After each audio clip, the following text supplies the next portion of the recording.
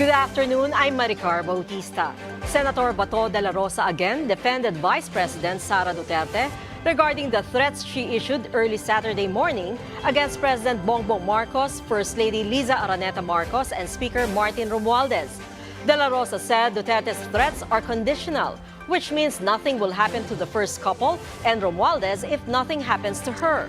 In yesterday's interview with Gerge Cahiles at the Weekend Agenda, he even urged the public to contextualize the Vice President's threats, adding her emotions were high when she revealed that in the online press briefing.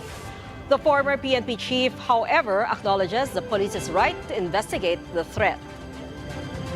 Anything that concerns the President should be taken seriously. So, mechanical yan. Do not disregard anything. Pag narinig mo yan, you have to do your job. Mag-imbestiga ka.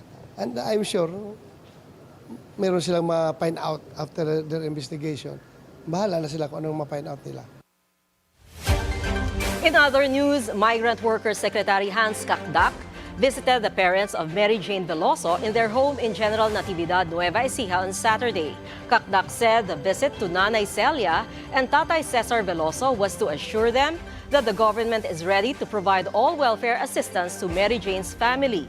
He gave the couple financial assistance and a grocery package for their needs. He also assured the elderly couple that the government will provide psychological counseling to Mary Jane's eldest son, as well as skills training through TESDA and allowances.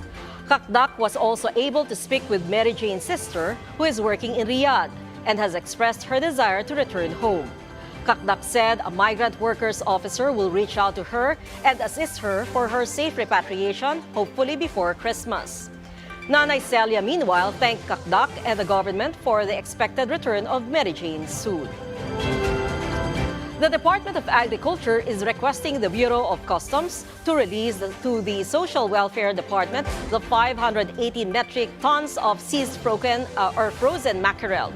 Agriculture Secretary Francisco Tiu Laurel says the frozen fish are still fit for human consumption.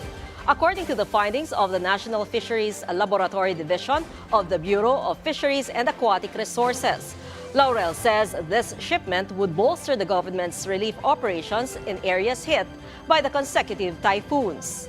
The said shipment arrived at the Manila International Container Port in early October and was seized because of lack of necessary import clearances.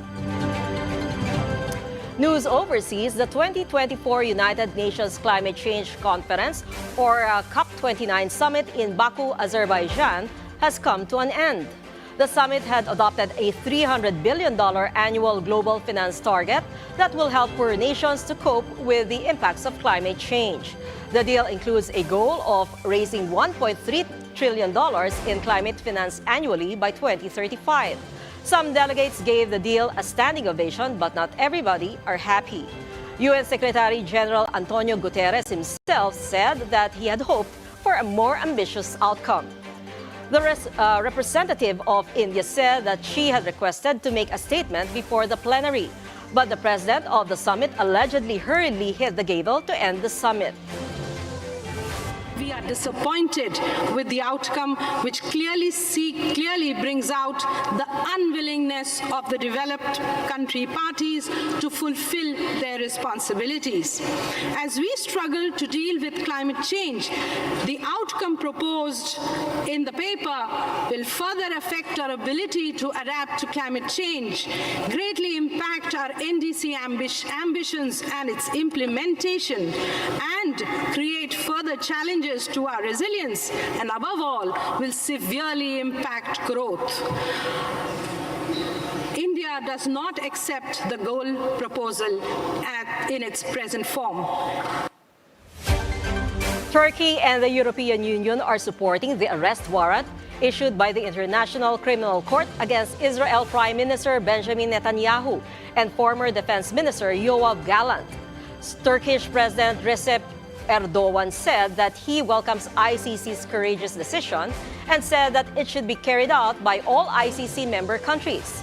EU High Representative for Foreign Affairs and Security Policy Josep Borrell, meanwhile, said that EU member states are obliged to implement the warrants issued by the ICC. Aside from Turkey and the EU, Canada, Australia, and at least 6 European countries have shown respect to the ICC's decision, while United States and the Czech Republic have supported Israel. And those are the news at this hour. I'm Maricar Bautista. Stay tuned to BNC on Free TV Channel 31, Channel 24 on Cignal, Channel 74 on Converge, and on our website, bnc.ph. Thanks for watching Bilyonaryo News Channel. BNC, always on top.